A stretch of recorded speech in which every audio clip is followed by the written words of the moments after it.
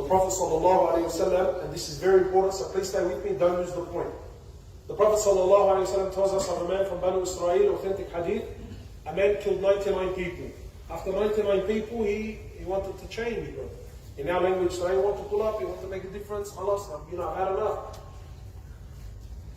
So he comes to it's a long story, he goes to a man, he says, look, is there tawbah for me? The man says to him, you've killed 100, you're crazy, Allah will never forgive you. So he killed him too. Made him 100, right? Made him 100 people. After 100 people, bro, this guy, he really wanted tawbah, he really wanted to change. I know brothers that are on a very bad habit. Allah, he speaks to me, the mu'a albu, bro, he's crying from his heart. He's not crying from his eyes anymore, bro. He's actually crying from his heart. Bro, I'm in a dark, dark hole. I need help. And we all want to change, like to some degree. Every one of us wants to make a move, wants to make a change. Allah, I get it, I understand.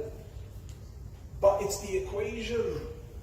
We want Allah's love, but we're not prepared to give it up. We're not. So anyway, the man now kills 100 people, and then now he comes to a scholar. So the people, they sent him to a scholar. When he goes to the alim, he says, look, I've killed 100, can Allah forgive me? What does he say? He says, my brother, who can stand between you and the forgiveness of Allah? Of course Allah can forgive you. You know, we're all amazed but we miss the point of the whole hadith. The man says to him, what? What does the scholar say? He says, Allah can forgive you. But for you to change, and this is it, this is the whole point. My younger brothers, please, bro, Allah, I speak to you from my heart. From my heart, I beg you, understand this hadith. We get our deen, we get our lessons of all of life, we get it from Quran and Sunnah. Trust me, there's a lot of people who talk and use nice fancy words, but all of your life, it's in the Quran and it's in the Sunnah. Trust me, it's all there. The man really wants to change. He's killed 100. And he's asking the scholar, can Allah forgive me? The scholar says, yes, Allah can forgive you. But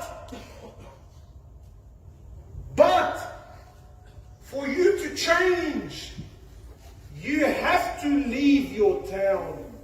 There's too much evil there. That's our problem. Brother, I really want to change. But Habibi, your mate, he's no good.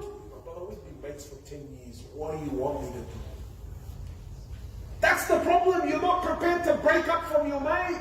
You're not prepared to leave the area. And you know, sometimes it may be an extreme thing. Sometimes in order to save your soul, to save your deen, you may have to leave town. Habibi, leave it.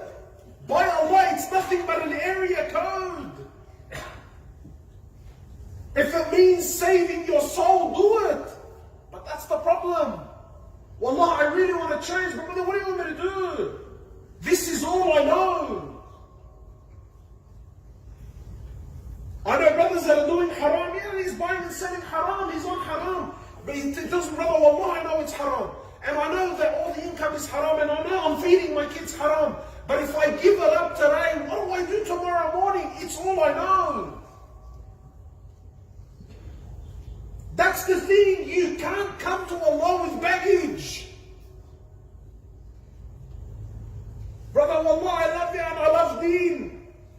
Tell me when the talks are. Wallah, brother, we do talks on Tuesday. I can't do Tuesday, man. Why not? Wallah, brother, we've been playing Arba'in for the last 10 years. Wallah, you think it's funny? I genuinely get that from people.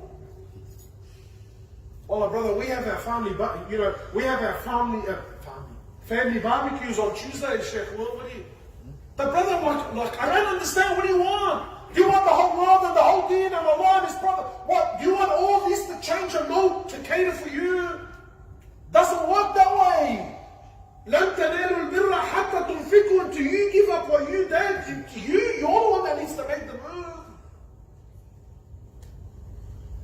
The scholar is telling him, yes, Allah can forgive, but you need to move areas. This town that you're in, it's toxic. Wherever you look, it's calling you to haram. But I don't understand, brother, I want to change, I want to, And then he wakes up in the morning and the first thing he does is he's looking at his phone.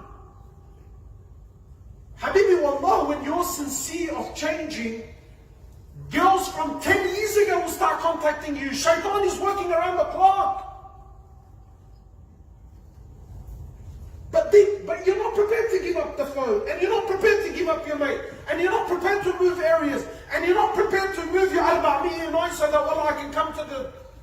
I don't understand. Which one is it?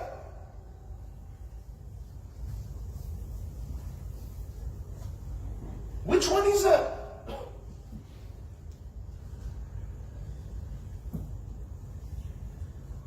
He says you have to leave. So the man packs up his bags and he leaves. He says you have to go to another town. There's good people there. They're going to guide you to good things. So the man packs up, he leaves. On the way, Allahu Akbar. On the way he dies. Imagine that. On the way, he dies. So the angels of Rahmah come down and the angels of punishment come down. And there's a dispute between the angels. Who's going to take him? The angels of Rahmah said, this man made tawbah. The angels of punishment said, no, he was on the way to tawbah. This man's killed 100 people. Imagine. Allah Azza wa Jal sends down a third angel to be a judge between the two. And says to the angels, measure the distance of the earth. If this man is closer to the town of sin, because he was going to the town of good, he says, measure the distance. If he's closer to the town of sin, then let the angels of punishment take him. But if he's closer to the town of good, then let the angels of Rahmah take him. They measured the earth, and unfortunately for him, guess where he was? He was closer to the town of sin. So Allah Azza wa Jal orders the earth to change its dimensions. Is that normal? Allah orders the earth to change its dimensions until He made him one handstand closer to the town of Hud. This is a man that didn't pray a single rak'ah, bro. He didn't make a single sajda. All he had was a genuine intention. But it wasn't the intention, it was the fact he packed up. It was the fact he took that road. And that's why, my brothers, if you die on the road of trying to memorize the Quran, Allah will resurrect you as a hafiz of the Quran. If you die on the road to Hajj, Allah will resurrect you in your ihram, saying labbaik Allahumma labbaik, even though you didn't get there. Why? Because you were on the road. You weren't that guy that was sitting on the wall thinking, yeah, bro, that'll be hectic, but wallah, you know what, I'll see how I go.